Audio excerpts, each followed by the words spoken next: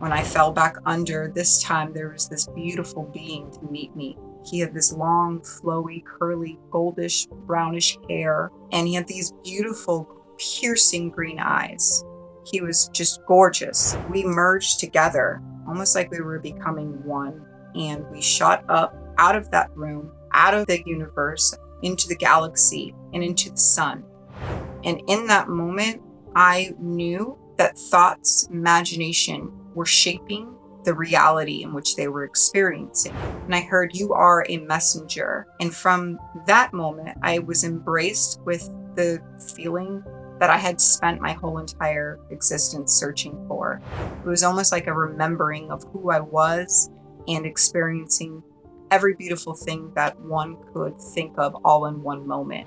I felt a jolt, and when that jolt was felt, I shot back down and I woke up in the hospital.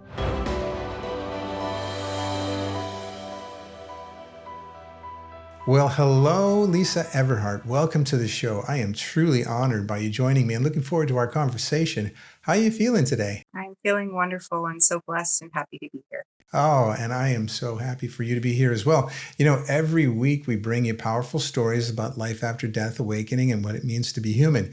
And if that resonates, you'll love what's coming. Today, I am joined by Lisa Everhart, who woke up in a grave during her near-death experience and discovered a reality more vivid, more beautiful, and more full of possibility than anything she had known in her life. In this extraordinary journey, Lisa was carried through realms of green landscapes, crystal cities, and cosmic truths. She encountered the risen Christ, saw infinite versions of herself across different timelines, and received a powerful message: imagination creates reality. Her story is one of profound transformation from addiction and illness to radiant health, purpose, and joy. And today she's here to share what she learned about life, death, and the power we all have to reshape our destiny. Lisa, welcome to the show. Thank you. It's lovely to be here. Well, what I would love to do is give you the microphone and the stage to tell your wonderful story. Like I said, I have experienced it several times on different videos, and I just think it's so amazing. And so if you'd like, you can go ahead and jump right in wherever you like. And then after that, we'll have this rich discussion about how the NDE really affected your life and all the integration you've done and the ways you've helped yourself as well as helped so many others. Wonderful. Yes. Excellent. Then the stage is yours. So, leading up to my near death experience, I was living a life um, that was not preferred. I was very ill due to my thinking, my habits, and just my lifestyle altogether. My liver was failing. I had issues with my kidneys. I was severely depressed. Some days I wouldn't even get out of bed. And it led me to consuming poison and pills and taking my own life. After I did this on a Sunday morning, I knew that I was going to have a window of time where I was not going to be bothered or interrupted with completing this task. I did so, and the first thing that I remember was this black void of space. And I don't know how long that I was in this black void. It felt like eternity. The first visual that I saw was I was hovering above my bed where I had consumed the pills, my lifeless body laying there. And I was starting to realize that, whoa, that's me, but here I am outside of it. And I started to really not become fearful, but just more of a deep curiosity is the best I can explain it. And the next thing that I remember was being carried out in a body bag. That is how I perceived this the scene that was taking place. Later, it was confirmed that I was carried out in a sheet. So why I probably thought it was a body bag is over me. I was not fully dressed. The next thing that I remember was waking up in a hospital, and I was not able to fully open my eyes, but I could still see and hear the things that were going on inside the room. And I could hear the doctors talking, I could hear the nurses, I could hear the monitors beeping. And I remember becoming extremely heavy feeling, and I fell under. And when I came to, I was no longer in that hospital room. I was in a brick building, and the red was very intense. It really stood out to me. It was not like the color red here in this world. And as I started to lift up and look around me, I realized that I was coming up out of the body that was laying here on this bed in this brick room. And I was attached to a silver cord, and it was still connected to me, even though I was coming out of the body. So it was still connected to my spirit form. And it was also connected to two tablets, one smaller size, one medium size. And on these tablets, there was codes and symbols coming and streaming down these screens. And I started to lift up even further out of my body where I was completely detached from it. And I started to float. And I floated towards this large glass window.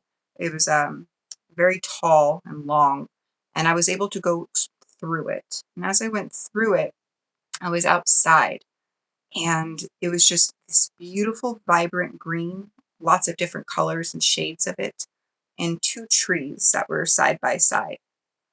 I felt like a gravity pulling me, like I was meant to try and go up this tree. Why, I still don't know to this day, but I went with it and I went towards this tree and I started to try and float up it to the very top. I was unable to do so, and so I floated back down.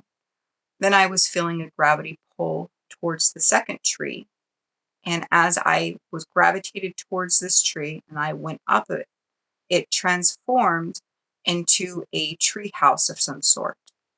And as it morphed, a chair appeared and this TV screen, this large TV screen with static going down it, appeared as well. And as I started to look at the static and look at me, like look at everything around that's going on, I felt this heaviness again. And I was now back in the hospital room. And this time when I was in the hospital room, I tried very hard to open my eyes and I was unable to do so, but I could still see the visions of the room. I knew I was in the hospital room. I was hearing everything. And I could hear the nurse frantically in the background speaking to another nurse or doctor saying she's seizing, but there's no sign of brain activity on the monitor. And at this point, I felt this almost this ripping. It felt like I was being ripped in half, and this heaviness consumed me once again. And I woke back up in this brick building. This time, when I was in the brick building, I levitated up out of the body once again. The cord still attached to me, the screen still attached, and I started to float, and I went the opposite way that I had previously gone before. And as I went down this hallway, the lighting was very dim, very yellowish. I saw two individuals who were alive and still alive today in my reality. Why I saw these women, I don't know. They could not see me, but I could see them. And I continued to float down the hallway and out the front door of this building that I was in. And once again, I saw the outside and the green and the two trees. I went back to the tree that I was successfully able to go up, and I did so once again. And this time, as I went up and it transformed, did everything the same. The chair appeared, and the screen appeared. But this time, on the screen was not the static going down. There was all these little glimpses of lives being lived. And in that moment, I knew with certainty that this was all me. Every single image that was playing was me. And as I began to lock my focus in on these little glimpses of life that were happening, I connected with two. One, me laying lifeless there on the bed after consuming the pills and poison, and the one next to it, where I was hooked up to a monitor and had all these tubes and everything, and it was in a hospital room, and I was awake. So as I started to lean in and really look further, I felt myself turn into like this vortex and be sucked into this screen, to this image of me in the hospital. And I woke up once again in that hospital. It was almost like I was coming to life into this image, is what it felt like. I was able to mildly open my eyes very slightly, but my eyelids were very heavy. At my whole experience, I'm feeling extreme weight, almost like my body was filled with sand. And I could hear everything going on. They were asking me, Lisa Everhart, do you know why you are here? And I was unable to answer at this point. Fell back under. And this time, as I fell under and I came to in spirit form once again, I was not in the brick room, but I was in dirt. And what I presumed was like grave like. That's what it felt like. And as I started to lift up, there was dirt coming off of me. If I had a body, it would be like it was coming off my face, but I was still in spirit form. And the dirt was coming off of me to left to right. And as I looked around, there was skull fragments everywhere. Don't know mine, another, but it was everywhere. I was very certain of what it was. And as I started to lift up further, there was a cross directly in front of me, one to my left of me and one to my right. And the one that was directly in front of me was right in front of what I presumed this grave to be. Started to float up, and I was feeling that gravity pull once again towards this huge rock. And as I was in front of this rock, it transformed into a cave where I was able to step into this cave. As I entered it, I soon realized that I was in a cave of shattered mirrors or glass. There was reflections, and there was nothing reflecting in this cave but me. And as I got close and I was examining myself, I realized that I was this fiery serpent. And I don't know how long I stared, but I was just in such curiosity of what it was I was experiencing. No fear was felt by me. It just did not exist in this place. It was just pure curiosity. And as I started to examine myself, there was a baby in an incubator. And if I had a body and arms like normally, it would be like I was holding this child, but it was floating there in front of me. And as the child appeared, I morphed into this black tar substance, and it was consuming all around this pod that this infant was in. And in this moment, I woke up once again and I was back in the hospital room. This time, I was able to say my name. I was not able to give the date, but I was able to confirm that I knew why I was in the hospital. And once again, I felt that heavy feeling. And this is when I had the heavenly vision. When I fell back under, this time there was this beautiful being to meet me. And he had this long, flowy, curly, goldish, brownish hair. It was gorgeous and shiny and silky looking. And he had these beautiful, piercing green eyes. He was just gorgeous, handsome.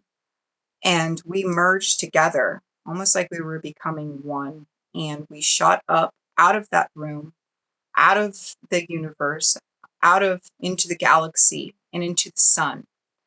As we were accelerating up into space, I could feel the vortex, feel the speed. I felt the clouds. I saw the stars. I saw Earth underneath me, and I felt the heat upon me when we entered into what I perceived to be the sun. As we entered into the sun, I saw all of these mountain tops. There was about 5 of them. And underneath were these beautiful flowing rivers, gorgeous, and everything was just the colors, they were so intense. Everything was silver and gold and granite and ruby and emerald and all the beautiful stones that one can think of. And there were these buildings made out of this stone on each mountaintop. And we flew up to the very tip top, highest one. And as we entered in, I was shown 2 children sitting side by side. And what was playing on one screen that was placed in front of the child was playing on the other screen that was placed in front of the other child, and vice versa. Their eyes were glazed over, almost like their pupils were dilated. And in that moment, I knew that thoughts, imagination were shaping the reality in which they were experiencing. And it was almost like they were co creating together. From this moment forward, I heard in my ears because there's no speaking there like how I'm speaking now with language. It's all telepathically told, but I heard it in a male voice. And I heard, "You are a messenger." And from that moment, I was embraced with the feeling that I had spent my whole entire existence searching for. It was almost like a remembering of who I was and experiencing every beautiful thing that one could think of all in one moment. And how long I was in this embrace, I don't know. It felt like eternity, and I never wanted to leave it. I felt a jolt, and when that jolt was felt, I shot back down and I woke up in the hospital. And that is my full experience. This experience took place over 3 days. Wow. You know, it would have to because there was so much involved there. You made so many round trip tickets, sort of to the other side and then back. And it's really interesting when you were kind of back in the hospital side, you refer to going to the other side as waking up. So I woke up and then I found myself, on the other side having those experiences. Oftentimes it's the other way. They talk about I'm on the other side and then I woke up in the hospital. And so it's kind of a different frame of reference there, I think is really amazing.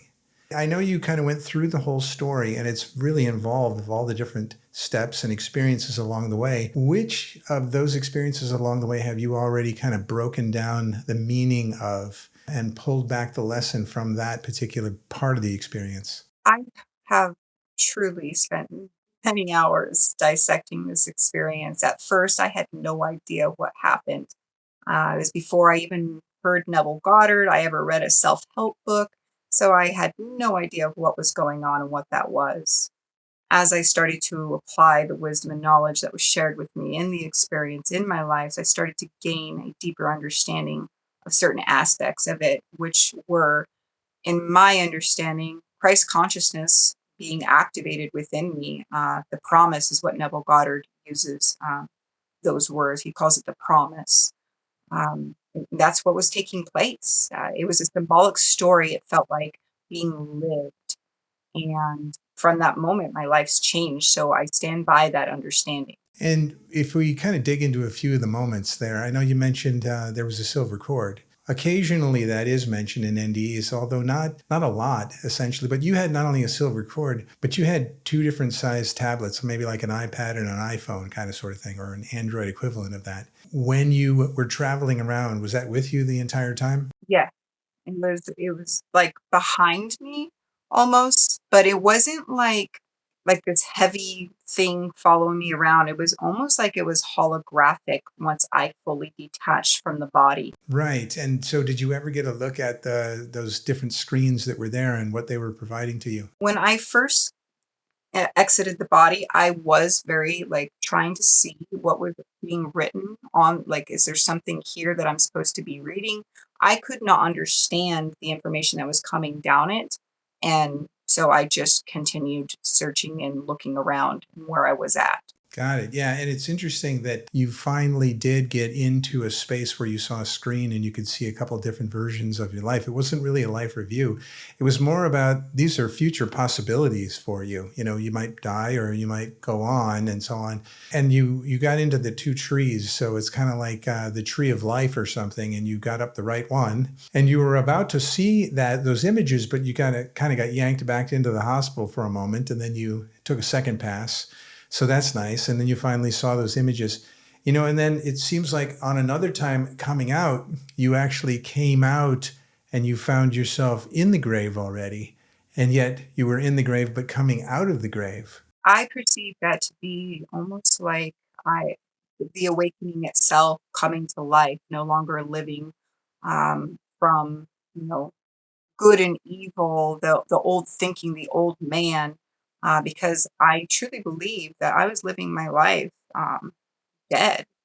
And this was a symbolic reference of me really coming to life, awakening. Wow, that's actually really interesting. So the living dead. It's interesting because you were in this place of depression and having these ailments in your body. That's where you had been. And you went through this transformation, almost like, sort of the butterfly going through its transformation from the caterpillar. And you saw that imagery, which was the old you is now gone, effectively dead, but you're born again, kind of coming out of the dirt, and then becoming alive again. And you have this whole new world and this objective and this outlook. And it's really interesting too, how you said, I kind of knew once they mentioned that I was a messenger, that that's what I was. And it kind of came back to me, although you probably didn't know what to do with that in that moment. Yeah, oh, I definitely did not. I always was like, how am I supposed to be a messenger, with the life that I had been living? Um, but I have definitely stepped into that, and without even trying. That's the beautiful part of it, is this new self. It is something that has just happened. Like, it was just meant to be.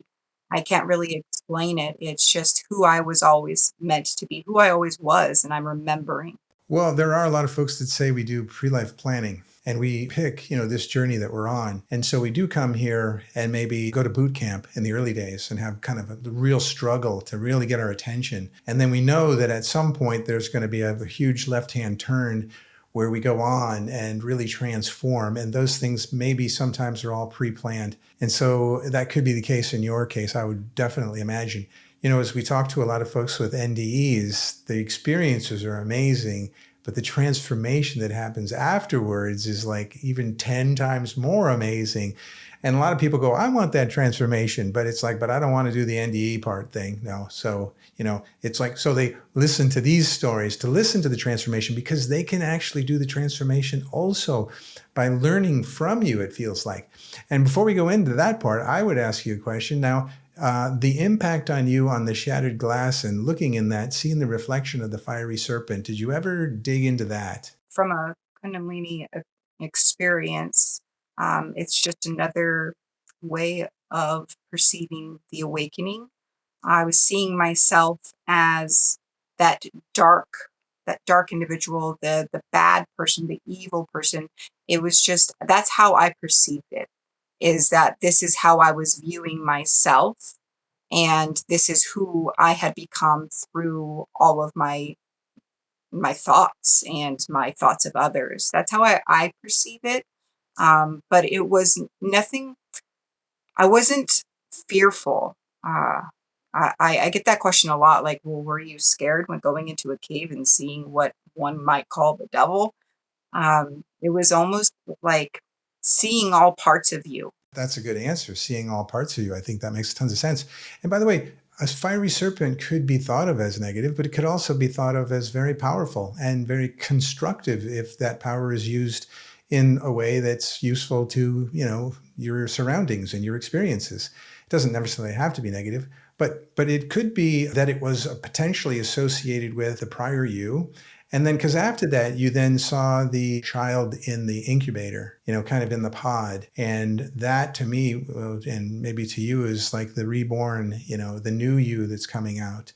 And what was nice is, like, sort of after that, as you go in and out, then you finally saw the risen Christ that you mentioned. And it feels like kind of like he took you into a heavenly space to experience a lot of that before they gave you the notion of the fact that you're a messenger. Yes, and so and I resonate with that a lot. Uh, Now, reflecting on that serpent to the newborn child, it's almost like all of my shadow life, my shadow stories that I had lived up until this point of this experience was what was shaping me to be born again into a new. And that was the representation of the child. That's what it feels like and resonates within me. Yes, I get that. That makes sense. It's interesting how it's actually kind of like a literal translation, the imagery as well as possibly the feelings that you had as well. And I know also that there was that moment where you did see those two boys looking at their tablets. And I've seen you talk about this many times about how they're looking at their own tablet. They each have one, and they're seeing the same imagery. Is that right? The same images here. So maybe they're just both watching, some sort of cartoon or show or story of some sort, and it's the same one on each side. And I know this has been interpreted many different ways. It kind of feels a little bit like we all could be witnessing the same thing in this world, but we see it completely differently. Oftentimes, if you go sort of even into a court of law and all these people saw the car accident, they'll testify a completely different story, even though they saw the same thing. And so I've heard it, stated many times that there is no meaning to anything in life. It's kind of meaningless. And there's only a meaning if we apply a meaning to it. And so it could be the images are the same and they have no meaning, but each child might be applying their own meaning to those images and walking away with totally different experiences. Yeah, definitely. And that is how I perceive it. It's like the background on their tablets were similar, they were the same. However, they were having separate experiences. And so now, as I look back, if I have expanded my wisdom and knowledge, it is like I was being shown we're all seeing the background the same, of the same world, but we're all living in a different world through our own perception. Right. And I think in this area too, you bring up the most important notion of imagination and how powerful that is everywhere in driving your experience, whether good or bad. Imagination, above all, above thoughts and emotions, it really is the creative tool that I've learned in this world. Like I've played with it several times in many different ways, shapes, and forms since coming to Neville Goddard. And imagination truly does create reality. And when you came back to your reality after such a profound experience, I mean, it's very different today than it was the day after you had those 3 days in the NDE. What was it that you did right off the bat? You had a huge transformation and you were basically on step one. When I came back from my experience, I still had all of the same issues within my body. I was not healed exactly there in the moment, and I believe that that was for a purpose. So I was able to apply the information that was given to me so I could be a living example as being that messenger. I believe that's why I know I've heard many stories where people have healings right there in the NDE. That's not my story. My story, I came back, I still had the liver failure, I still had the kidney disease, I still had the addiction mindset, I still had the 100 pounds of extra weight on my body, I had the depression. It was all still there, but I was viewing it differently now. I wasn't identifying myself with it. I was seeing it as something separate from me. And it just organically was being perceived this way now from what I witnessed and I saw. And I just started to really monitor my thoughts. I started breathing. I started doing meditation. I started doing and applying this information. And when I started to do that, that's when the healing in my body took place. It happened around 4 months after the event itself. And when that happened, I mean, I just, went all in and I wanted every person I came into contact with, I just wanted to talk about, law of attraction, law of assumption, imagination creates reality, think positive thoughts, all of it. I was just, I was hungry and just on fire. I couldn't not speak about it because I had witnessed in my understanding a miracle. Oh, for sure. How did you know those steps to do? Did they come to you intuitively? Do you think they came because of the experience? Were you just motivated to go and do research and you found them? What would you attribute it to? It was all organic, and that is the magical part of it. Is I just had these ideas. I At that point I still had not picked up a self-help book or even started to look in that direction. I wanted to just sit with the experience and just let what I believe God was at that point guide me. And I just did it. I was breathe, Lisa. Okay. And I would just do these breathing techniques. I don't even know if there's an actual technique, but I just started doing it. And I didn't know what meditation was. I was brought up in religion. We prayed, but we never meditated. I started sitting quietly in my room for 30 to 40 minutes at a time and just, clearing my mind. I started to say nice things to myself. I started to write myself love notes. And later, coming to Neville Goddard, I see that the writing of the love notes is almost like scripting. So every little thing that I was doing organically later down the road, when I then desired to see, okay, well, is this an actual thing or am I crazy? I was very surprised to see that there was a whole community of people who understood what I was here doing on my own. And it was just like the security blanket of peace and, safety almost, because I always had that little like, am I crazy? Am I going crazy? But when I saw the community and the people who are applying this in their lives and all the posts on Reddit and Facebook, and I just became overjoyed. And I knew at that point, wow, spirit really was guiding me this whole time. There was no way for me to know I was doing these things. I didn't know. I didn't come from anything outside of self. It came from within. It's interesting when you do have an NDE. Others have said they remember a few things, but not really everything. And some of it could be just kind of programmed in subliminally. So it kind of helps you. And maybe your higher self is helping you go down those paths. And, and you had, and it's great how in 4 months there was such a transformation. I've heard people characterize this before as sort of praying is sort of asking for something, and meditating is listening for the response. The two kind of work together. In your world, I know when you came back with all this insight that you stumbled upon Neville Goddard somehow. And I have been listening to Neville Goddard forever. Just love it. Feeling is the secret, the book and all this other material. And I know you went way deeper in it than I had, because I've heard you reference all the different papers you've pulled out. So it sounds like when you found this material, you thought another sanity check right there. It's like this person 100 years ago did all the same stuff that I just experienced. And then you must have just dove in. What was that like? What did you come back with after that research experience? I felt centered. I felt grounded. That is when the little voice of, oh, you might be crazy, completely went away.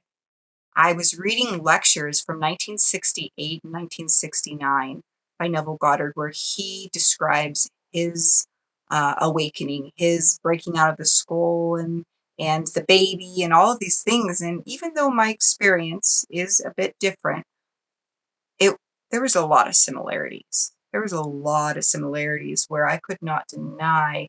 I'm like, okay, there's something going on here. And that is what I just dove all the way in. And I think I've read just about every single Neville Goddard lecture and book at this point. And it was amazing. And I absolutely love the way that he explains how to apply the law of assumption. He gave me a language to understand what it was I was applicating in my life and what I had experienced. And that is the gift that he gave me. Well, this is why it is so critically important that people like you that come back with these experiences then integrate it and assemble it so well that it has so much benefit that you write it down, right? So write a book, write a blog, do a video, all this sort of stuff, so that as in Neville Goddard, well after he's gone, folks like you and everybody can benefit from it as well. So are you already engaged in creating material content? Oh, most certainly. I do my video content. I keep my daily journal as well. And I am in the midst of writing my own book, Interview with the I Am. And I do blogs, I do posts, I'm all the time, every day. It's just who I am now. It's what excites me. Well, I certainly know that because I know you do these little videos, right? Like this is a podcast, sort of long form, and it's, landscape, right? And you do these little portrait ones that you make available on YouTube, and they're not just 60 seconds. I guess some might be, but some are a little longer than that. And it's great insight, and they're just like snackable. I love when they come on because I can just snack on them. And the insight and the wisdom that you share in there is amazing. So I would recommend to others to go ahead and subscribe so you see those also. Those are beautiful. And you do those regularly. It's probably not every day, but it's once or a couple times a week, maybe. Yes, some weeks, if I'm feeling extra spirity, I'll do it every day. But at least 3 to 4 times a week on my YouTube channel. On Facebook, I post daily, either a blog or a video or a Neville Goddard lecture, just sharing wisdom to help inspire people, to let them know that they, they're not in this life alone. People are going through this too, and there's a way to apply the imagination use to transform your life. Not everyone knows this information. Yes, they need to be reminded. Yeah. Yeah, and it's great that you do it every day because that takes a lot, and it takes an inspiration each day to figure out, well, how do I want to inspire some other folks today? So I think it's amazing. Now it goes right along the lines of the message that you'd been given on the other side just before you came back, which is that you are a messenger. So how do you feel about that label now? Are you living that brand right now, and how would you describe it? Yes, I really feel that I am a messenger. And for the longest time, I always thought that being a messenger, you have to have the right words. You have to be perfect in what you write. And I've learned that the way that one is a messenger is simply by being a living example, applying it in my own life, choosing happiness, choosing what excites me, choosing love, viewing my world through this perception.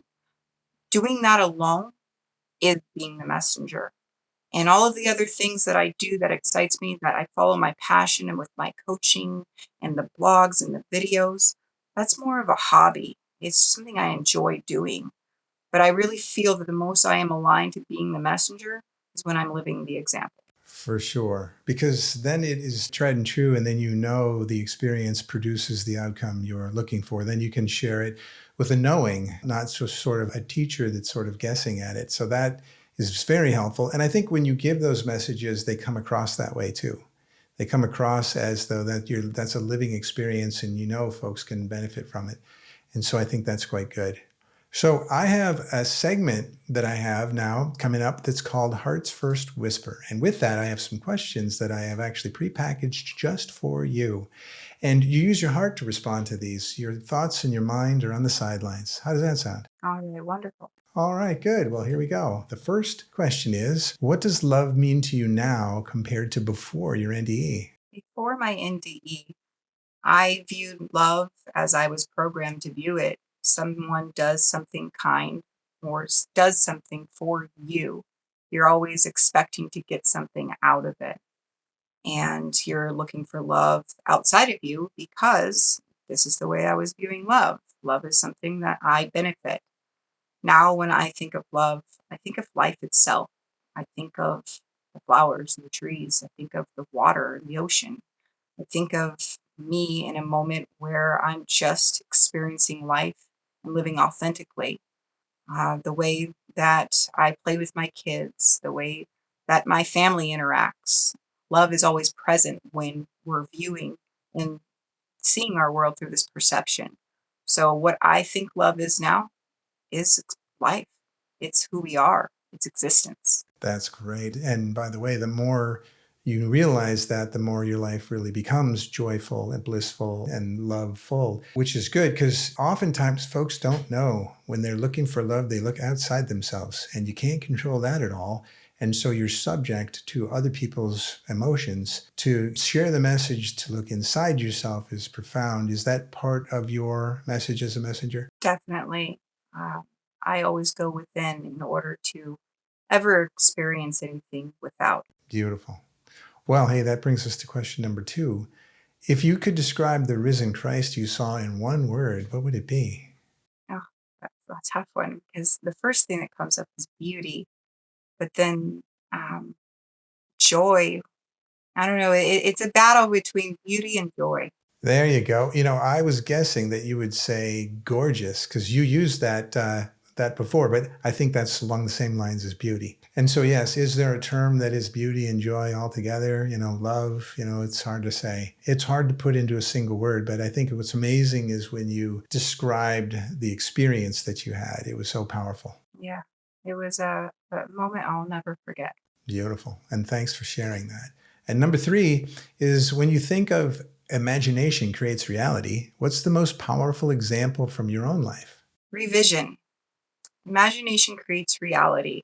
Every night before I go to rest, I've had a day that maybe is not preferred. I rewind my day from the last thing I did to the first thing that I did that day. And as I go back, I see my day in the way in which I desired and preferred for it to play out.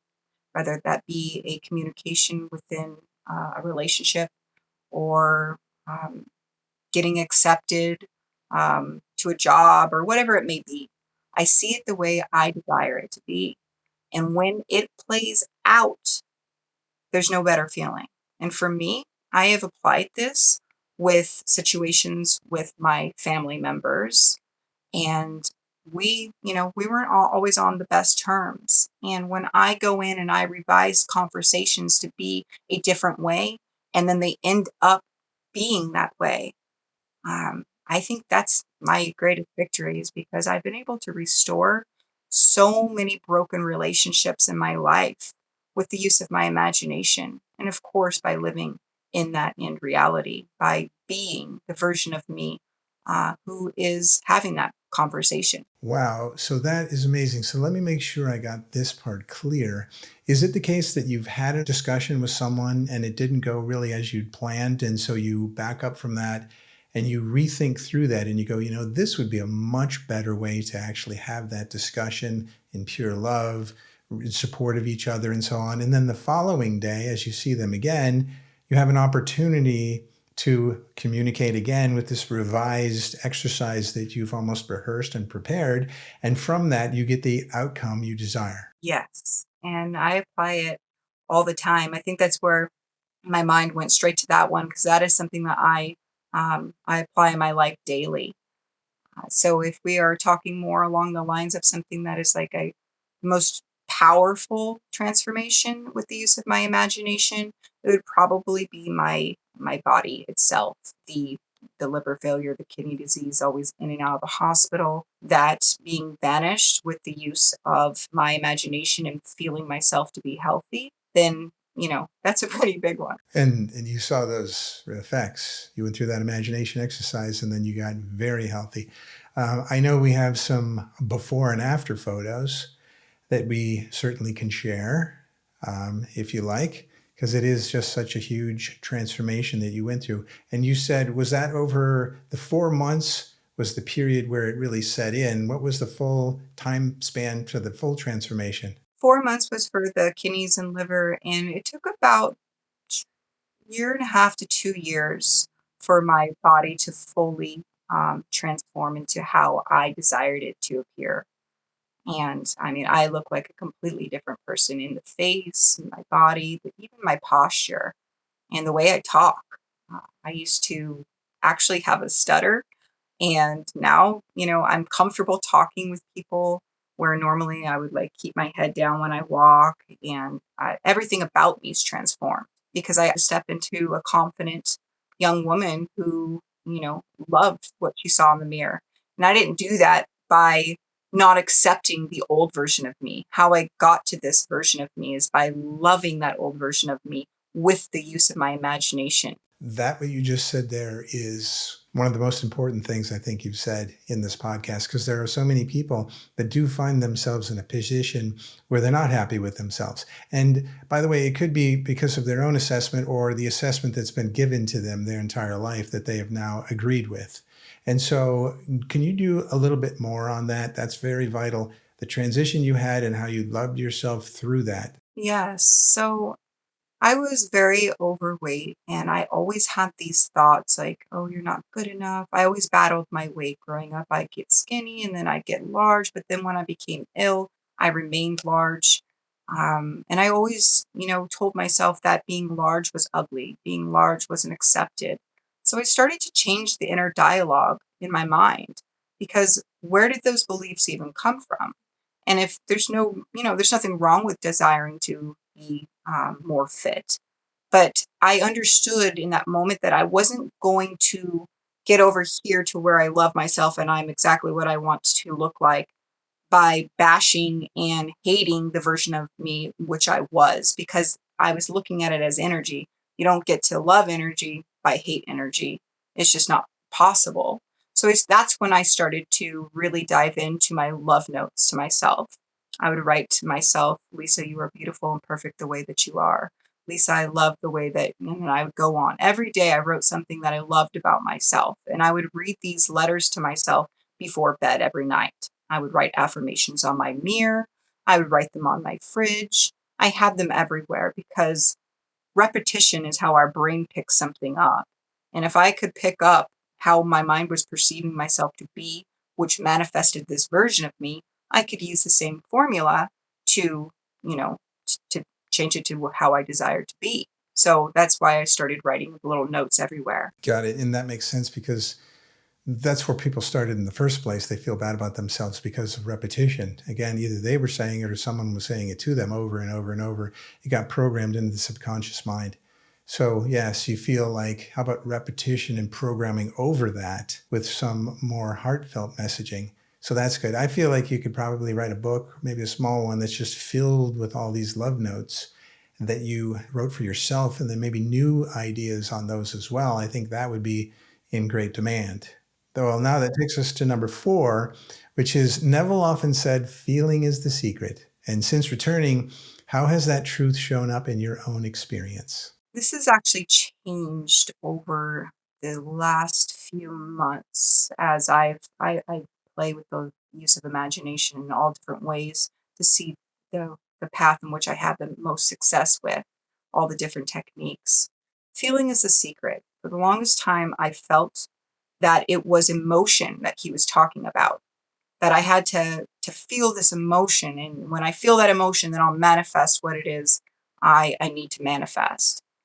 But over the last few months, I've noticed that when I go into my imagination and I give my five senses an experience, not chasing the emotion, but just for the experience itself, like closing your eyes and seeing where whatever it is that you desire to manifest. Maybe it's going on a vacation to the Bahamas, whatever it may be. And now you're smelling, you're hearing, you're tasting, you're sensing everything, and then you let it go. That right there is the feeling in what she's speaking of. It's the senses. It's not the emotion, because sometimes emotions come in. It's just energy emotion. And when these other emotions come in, it doesn't mean that it's going to uproot what's been done in imagination. And this is something that I've expanded and learned through the use of imagination myself. I always thought that I had to be in this positive, happy attitude all the time, and then I would beat myself up if I wasn't. But now, as I reread Feeling is the Secret, and through my experiences, I understand that it's the senses. That's the feeling. When your senses have an experience, the mind can't tell the difference between an internal event or an external event. And so when you give yourself that experience, it manifests in your world. Oh, yes, I love that last part there for sure. We have our five senses that we have in this particular world, but we also have thoughts and emotions, and that's what you were saying. It's like, well, the emotions aren't the feelings. It's the other thing that goes in addition, which is the imagination. Now, the imagination allows you to fool yourself that those five senses are experiencing something that they're not really. Like you said, going to the Bahamas. If I can be so creative in my imagination that I'm in the Bahamas on the beach, doing the sun activity and so forth, my subconscious doesn't know the difference of whether I'm actually there or whether my imagination is just really good. And so you can benefit from that. So that is key. So you don't have to worry about whether you're super happy or super sad or super this or super anything.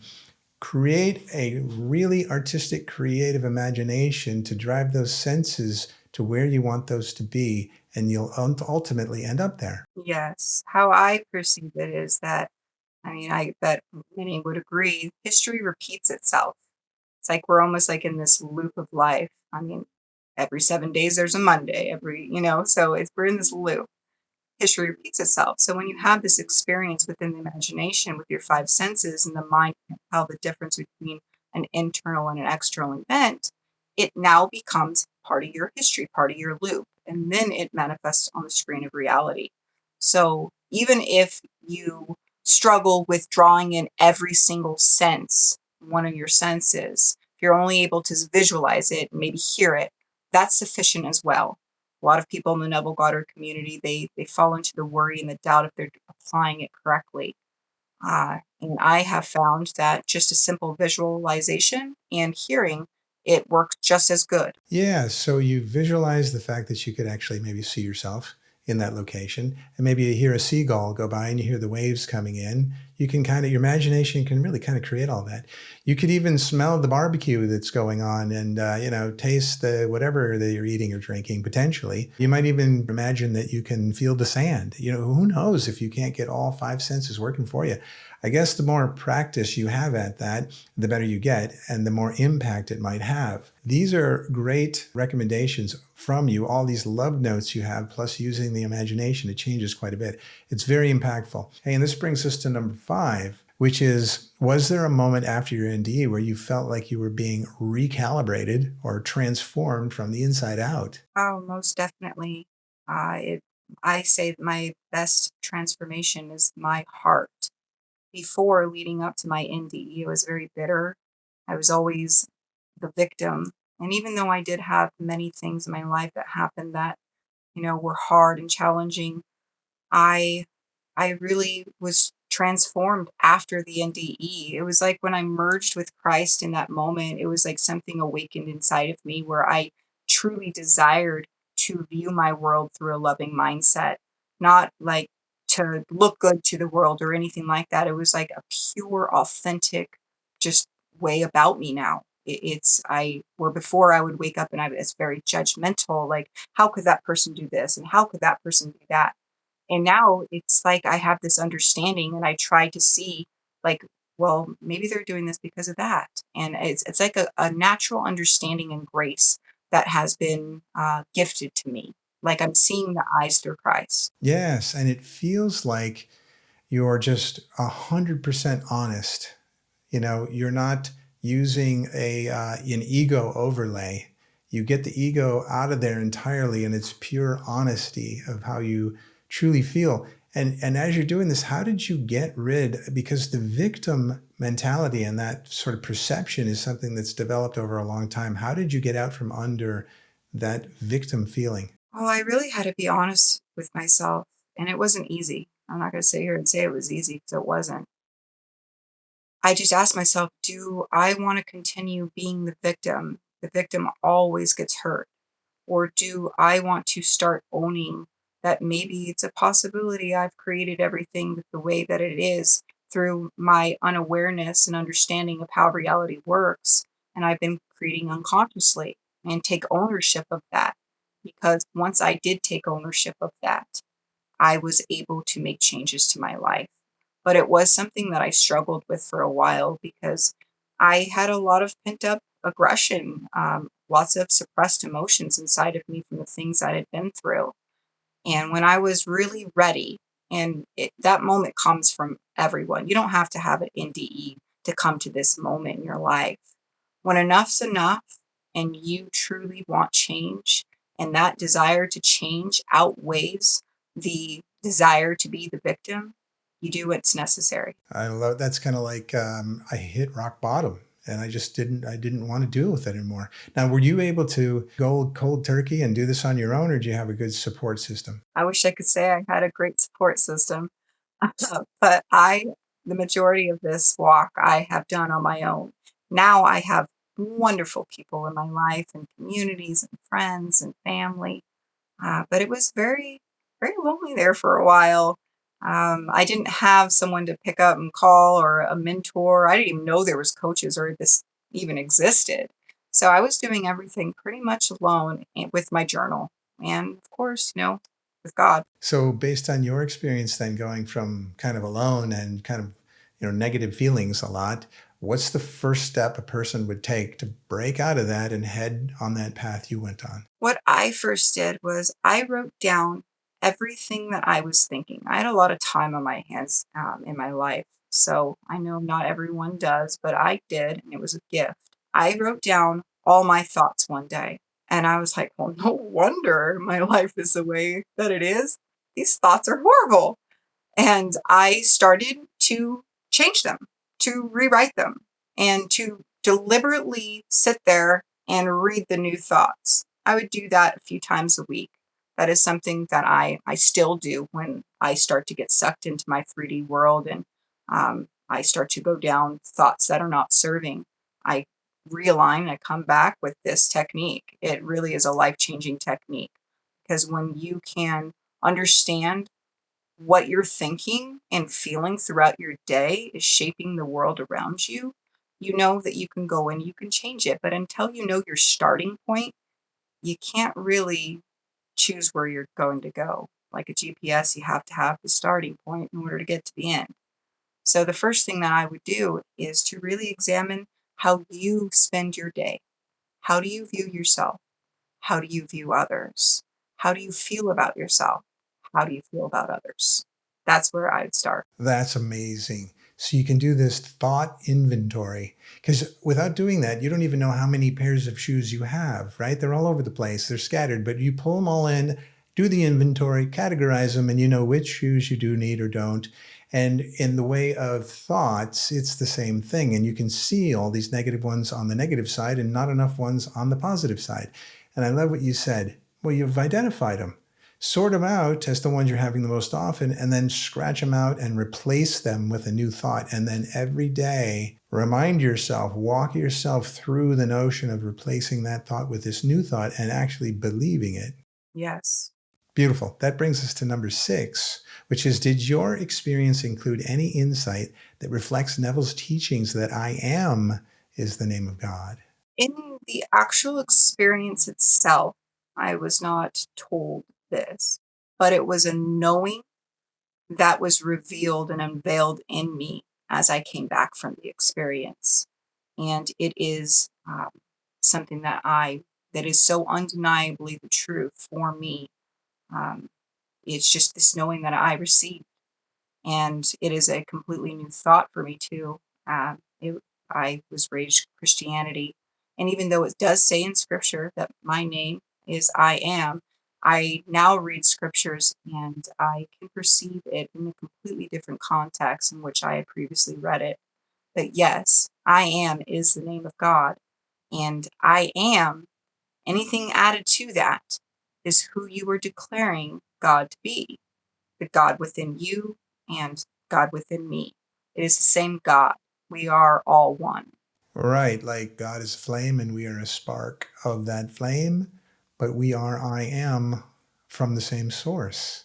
So I guess that's helpful to keep in mind when you're going through a transition of crossing out negative thoughts about yourself and replacing them with positive, because those negative thoughts are going against I am, and that's not real good. Yes, I understood the longest time my mom would always get so mad if someone took the Lord's name in vain. And I never understood, like, what? It's just a word. Like, what? You're being silly. And now I understand what it really means to take the Lord's name in vain. Is when you say, I am ugly, I am stupid, I am in whatever negative thing you want to add after that, that is the true meaning in my perception of how you take the Lord's name in vain. Nice. Strong message there. I love that. All right. And then we go on to number 7, which is, what message would you give to someone who's feeling hopeless right now? First thing I would do is I would breathe. This is what I do in my day-to-day life if I ever have these emotions enter into my field, is I breathe and I breathe it out. I'll sit and I'll quiet my mind for a few moments. And then I will choose deliberately thoughts that make me feel better in that moment. Maybe it won't be a complete turnaround where you're just, oh, overjoyed. But every time that we choose to think something that makes us feel good and expand that, we can shift how we're feeling. We can truly shift into a new frequency, shift our state of consciousness. Maybe say some affirmations, maybe turn on some music that makes you feel good. When you want to come out of the hopelessness um, first, before ever trying to apply anything with the use of imagination. And these are the techniques that I do when exiting that state. Excellent. That's important to suggest, that the notion of knowing that you're in that state and getting out of that state, breathing in the various ways, and then going on to the positive affirmations and so on. Yeah, that is very powerful. Number 8 is, how do you personally connect with God today? I exist. I'm always connecting with God. Everything I do, everything I speak, everything I think, everything I touch, smell, taste. I see God everywhere in everyone and everything. And just by existing is how I connect personally with God daily. Oh, that's amazing. Oftentimes I'll ask the question, where do you consider home is? It's kind of like this. And whether it's on the other side or this side or whatever, and then, typically it'll resolve down to home is inside me, wherever I am. And then it sounds like you're saying God is inside me, wherever I am, whatever I'm doing. Very nice. Well, with that wisdom, we come to our final question, which is number 9. If you could send one thought to every soul on earth, what would it be? Imagination creates reality. That's it. If you're packing that punch right there, your day's just going to get better and better. Yeah, definitely. I mean, if before my NDE, I was told imagination creates reality, it would definitely spark an interest where I would want to know why someone would say that. And it would have changed my life. So I just hope that anyone who's watching this video, you do not have to have an NDE to transform your life. Apply the wisdom of imagination creates reality. You'll have the same transformation which I've had. And if they struggle on those first steps, which people may, it's very helpful to reach out to someone with your level of experience to get that boost, that little starter kit, and even continue on working with you. What would you recommend for folks that do need that help? How would they reach you? You can reach me on my Facebook or my YouTube channel. I also have a Calendly link that offers all of the different packages of coaching that I do offer. Everything is done one-on-one for a more personalized experience. I don't hold any group at this time. That's amazing. Where do you find the time with such a young, bustling family? I just have the time. I always have time for my passion and for, being who I am to be in this story. Well, being a messenger, yeah, you've got your sign out now, and folks can come and get messages and connect with you. So thanks for that. All of those links are certainly in the description. So if you go down there, you can click that and connect with Lisa. Make sure you go connect to her and see her daily information on Facebook and then her YouTube posts as well. I wouldn't miss one of them. And, as we wrap up, is there a beautiful message you'd like to share with folks? Well, if I could say one thing to everyone that's watching this video, is that no matter what you're going through, no matter what state of consciousness you may be residing in, that you are loved and you are loved. And I hope that this video has inspired you in some way, shape, or form. And I guess the only thing that I want to say to everyone is that I love you. All of you. Every single last person. I love you. That is amazing. And everybody needs to hear that throughout the day. Thank you.